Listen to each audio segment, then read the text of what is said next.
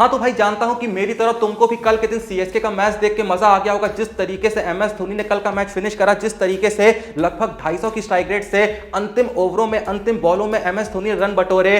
भाई पुराना जो फिनिशर है ऐसा लगा लौट आया है। हालांकि उन्होंने इसी सीजन के कुछ और मैचेस में भी अच्छी पारी खेली थी, लेकिन भाई इतने ज्यादा रन छूट जा रहे थे, मैच जो था वो इतना ज्यादा बैट्समैन ऊपर के घुसा के आ जा रहे थे कि एमएस धोनी को लोग भाई भगवान समझने में लगे थे कि ये बंदा कुछ भी कर सकता है। अबे वो 44 साल का हो गया है, उसके बावजूद भी तुम्हारी टीम की सबसे बड़ी उम्मीद है। ये बात तुम लोग को कब समझ में आएगी? ऊपर के बैट्समैनों कब रन मारोगे? फिर चेन्नई के ऊपर के बैट्समैनों का तो नहीं पता, लेकिन भाई पॉइंट्स टेबल पे जो नीचे की टीमें थी, ऐसा लग रहा है कि भाई नीचे की टीमें यहां पर कोशिश कर रही हैं थोड़ा सा ऊपर की टीमों को डराने की। क्योंकि भाई कुछ ही दिन पहले एसआरएच ने मैच जीता जो पॉइंट्स टेबल पे सबसे नीचे थी। उसके बाद एक दिन पहले मुंबई इंडियंस ने मैच जीता जो कि 9th पोजीशन पे थी, और कल के दिन चेन्नई सुपर किंग्स ने मैच जीता है जो कि पॉइंट्स टेबल पे 10th पोजीशन पे थी। तो नीचे की टीमें कह रही हैं कि भाई देखो पता नहीं हम ऊपर आएंगे या नहीं आएंगे, लेकिन जो ऊपर की टीमें हैं उनको इतनी आसानी से ऊपर बरकरार भी नहीं रहने देंगे। और देखो भाई तुम में से ये बात बहुत लोग को नहीं पता होगी कि भले ही एमएस धोनी ने कल के दिन मैच जिताया है,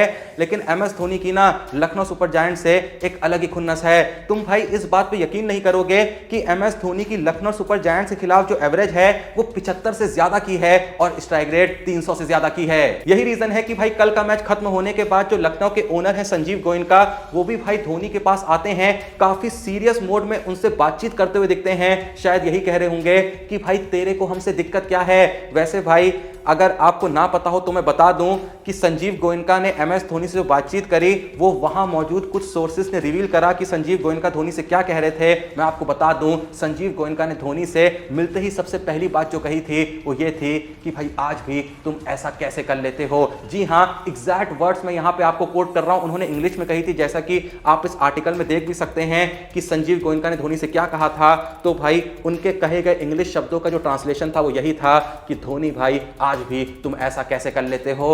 अरे भाई तुमको यह बात तब समझ में नहीं आई थी जब राइजिंग पुणे सुपर जायंट्स की कप्तानी से तुमने धोनी भाई को हटा दिया था। हाँ ठीक है, धोनी भाई को हटाने के बाद राइजिंग पुणे सुपर जायंट्स जो है वो फाइनल में पहुंच गई थी, लेकिन भाई अगर आपकी टीम में एमएस धोनी हो और वो आपकी टीम के कप्तान ना हो तो शायद इससे बड़ी मूर्खता और कोई हो ही नहीं सकती। बाकी कल के दिन एमएस धोनी ने सिर्फ मैच को फिनिश ही नहीं करा, सिर्फ उन्होंने चेन्नई सुपर किंग्स को अपनी फिनिशिंग स्किल से मैच जिताया ही नहीं, बल्कि कल के दिन एमएस धोनी बने मैन ऑफ द मैच। जी हां, प्लेयर ऑफ द मैच का अवार्ड धोनी को मिला। 18वीं बार उन्होंने आईपीएल में प्लेयर ऑफ द मैच का अवार्ड जीता।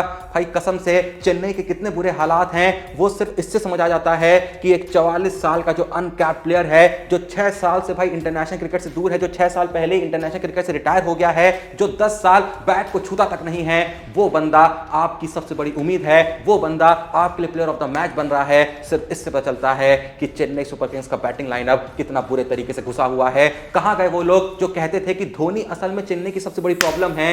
भाई ये बात वो तब भी जानते थे जो मैं पहले भी कह रहा था कि भाई धोनी आज भी चेन्नई सुपर किंग्स की सबसे बड़ी उम्मीद है। वैसे तुमने कल का मैच तो देख लिया होगा, लेकिन भाई मैच खत्म होने के बाद धोनी की तरफ से एक जेस्चर देखने को मिलता है। क्या आपने वो जेस्चर नोटिस करा था? अगर आपने वो मोमेंट नोटिस नहीं करा तो चिंता मत करिए, वो मोमेंट मैं आपको दिखाता हूं। पर वो देखने से पहले भाई देखो, जितना मजा तुमको कल के दिन मैच देख के आया होगा उतना ही मजा तुमको आया होगा मेरे साथ क्रिकेट टाइम विद जोशी के टेलीग्राम चैनल पे 10 क्रिक के साथ मिलकर प्रेडिक्शन करने में। क्योंकि भाई कल के दिन एक बार फिर से वहां पर हमने जितनी प्रेडिक्शंस डाली थी ऑलमोस्ट सारी प्रेडिक्शंस वहां पे सही हुई। और जिसने भाई हमारे कहने पे हमारे Telegram channel cricket time with Joshi को ज्वाइन करके रखा है डिस्क्रिप्शन में दिए हुए लिंक से, जहां पर हम 10 क्रिक के साथ मिलकर बहुत ही छोटी मोटी और सिंपल सी प्रेडिक्शन करके लाखों का प्रॉफिट बना रहे हैं। अगर आपने वो टेलीग्राम चैनल ज्वाइन करके रखा है और आप भी 10 क्रिक के साथ मिलकर और हमारे साथ मिलकर वहां पे प्रेडिक्शन कर रहे हैं, तो जाहिर सी बात है जितना मजा आपको कल का मैच देख के आया होगा, जितना मजा आपको कल के दिन धोनी की फिनिशिंग स्किल देख के आया होगा,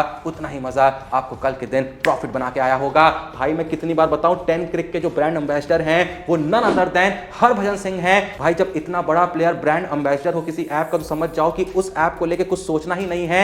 एकदम भाई ऑथेंटिक है, सेफ है, सिक्योर है, आसानी से विड्रॉल हो जाता है, सब कुछ हो जाता है। तो भाई टाइम मत वेस्ट करो, लिंक है क्रिकेट टाइम विद जोशी के टेलीग्राम चैनल का डिस्क्रिप्शन में, जहां पर भाई हम मैच के दौरान और मैच से पहले सारी प्रेडिक्शंस वहां पे डाल देते हैं। चल चलते हुए मैच में डालते हैं कि भाई यहाँ पर ये प्रेडिक्शन कर लो, वो प्रेडिक्शन कर लो, ताकि तुमको ज्यादा सोचना ना पड़े, ताकि तुमको ज्यादा मेहनत ना करनी पड़े। तो जल्दी जाओ, ज्वाइन करो टेलीग्राम चैनल को और आईपीएल 2025 के हर मैच को 10 क्रिक के साथ मिलकर और हमारे Telegram channel cric time with Joshi के साथ मिलकर यादगार बनाओ। हाँ तो भाई जैसा मैं कह रहा था कि कल के मैच में तुमने एमएस धोनी की फिनिशिंग स्किल तो देखी होगी, लेकिन भाई तुमने एक मोमेंट 100% मिस कर दिया होगा, और वो मोमेंट था कि जब मैच खत्म होने के बाद खुद महेंद्र सिंह धोनी लखनऊ सुपर जायंट्स के बॉलर दिग्वेश राठी के पास जाते हैं और उनको उनकी बॉलिंग के लिए अप्रिशिएट करते हैं। ऐसा ही कुछ जेस्चर हमको भाई चेन्नई वर्सेस मुंबई के मैच में भी देखने को मिला था, जब मैच खत्म होने के बाद एमएस धोनी विघ्नेश पुथुर के पास जाते हैं, जहां विघ्नेश पुथुर भी धोनी के पास आए थे। उन्होंने रिक्वेस्ट करी थी धोनी से कि मैच खत्म होने के बाद एक फोटो वगैरह मिल जाएगी तो मजा ही आ जाएगा। तो वहां पर भी एमएस धोनी विघ्नेश पुथुर से पूछते हैं, भाई तुम्हारी उम्र क्या है, बहुत अच्छी बॉलिंग करा रहे हो, बहुत आगे जाओगे। और यही सेम बात कल के दिन धोनी ने दिग्वेश राठी से भी कही। बाकी देखो यार, ट्रॉल करने वाले ट्रॉल करते रहेंगे, आने वाले मैचेस में कुछ और ऊपर नीचे होगा, वापस से धोबी धोबी करके ट्रेंड करने लगेंगे, क्योंकि भाई मैं पहले भी कह चुका हूं कि लोगों का घर चलता है धोनी का नाम लेके। वरना भाई देखो, मैं लखनऊ का रहने वाला हूं, कल का मैं मैच खुद लाइव देखने गया था और कसम से बता रहा हूं भाई, 2 पल के लिए भी मुझे इस बात पे यकीन नहीं हो रहा था कि ये मैच लखनऊ में हो रहा है, क्योंकि शायद ही कुछ लोग थे जो भले ही लखनऊ सुपर जायंट्स की जर्सी पहने हुए थे। क्योंकि क्या होता है ना भाई कि जिस मैदान में मैच हो रहा होता है उस मैदान के बाहर भाई टीमों की जर्सी बिक रही होती है, खासकर जिन 2 टीमों के बीच मैच हो रहा है उनकी जर्सीज बिक रही होती हैं। और क्या होता है कि भाई जब भी सीएसके का मैच होता है तो जाहिर सी बात है, जिस प्लेयर की सीएसके की जर्सी बाहर बिक रही होती है वो most of the jerseys MS Dhoni के नाम की होती हैं।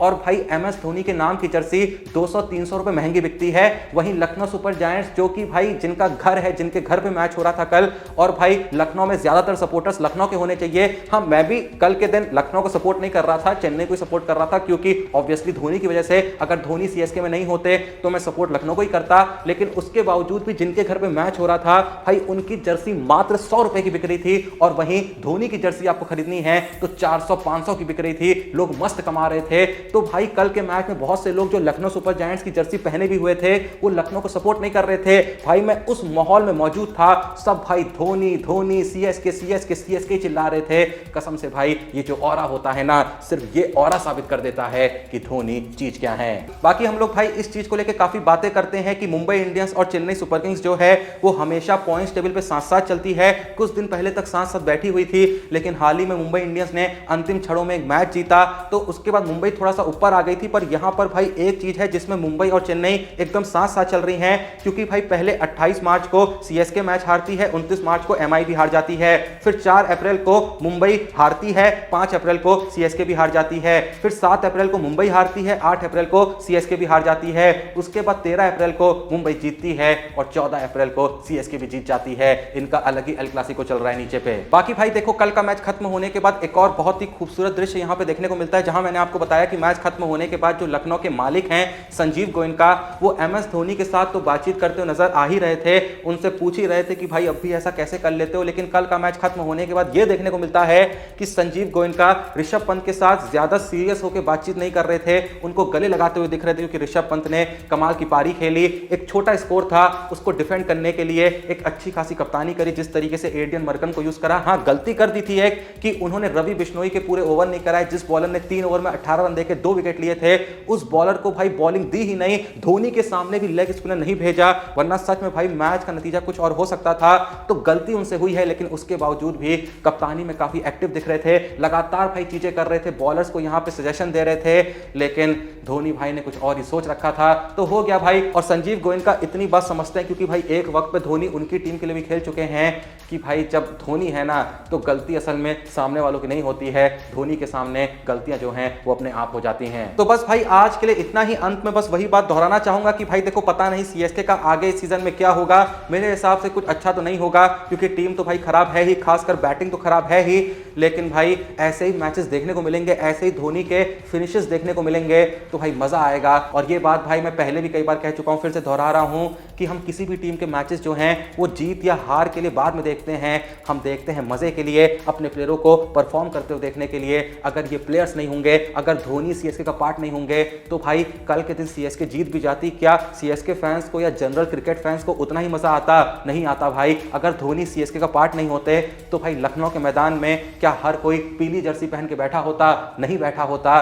तो भाई हम इंडियन फैंस हैं, हमें मजे चाहिए और मजा कल के दिन आया है। उम्मीद उम्मीद करते हैं आने वाले मैचेस में ऐसे ही मजा आते रहे। बाकी पहुंचना तो सीएसके को है नहीं। अगर किसी को लगता है यहाँ पे कि हाँ भाई कुछ टर्न अराउंड हो सकता है, कुछ यहाँ पे खेला जो है वो बदल सकता है, सच में चेन्नई यहाँ पे चमत्कार कर सकती है धोनी कप्तानी में, अगर किसी को अब भी ऐसा लग रहा है, मेरे को तो नहीं लग रहा है, अगर किसी को लग रहा है तो कमेंट सेक्शन में बता देना। बाकी याद से क्या डिस्क्रिप्शन और पिन कमेंट में दिए हुए किसी भी जगह से, चाहे डिस्क्रिप्शन में चाहे पिन कमेंट में दिए हुए लिंक से ज्वाइन कर लीजिए हमारे Telegram channel cric time with Joshi को, जहां पे 10 क्रिक के साथ मिलकर हर मैच में हम एक्यूरेट प्रेडिक्शन करके अंधा प्रॉफिट बना रहे हैं और साथ में आपकी भी मदद कर रहे हैं प्रॉफिट बनाने में। एक बार जाके चेकआउट करिए, मैच के दौरान जो क्रिक 10 की पोस्ट हम डालते हैं एक बार जाके आप वहां पे प्रेडिक्शन करके देखिएगा, मजा ना आए, प्रॉफिट ना बने तो फिर बताना। बाकी वीडियो को लाइक करो, चैनल को सब्सक्राइब करो, मिलते हैं नेक्स्ट वीडियो में, तब तक के लिए जय हिंद, धन्यवाद।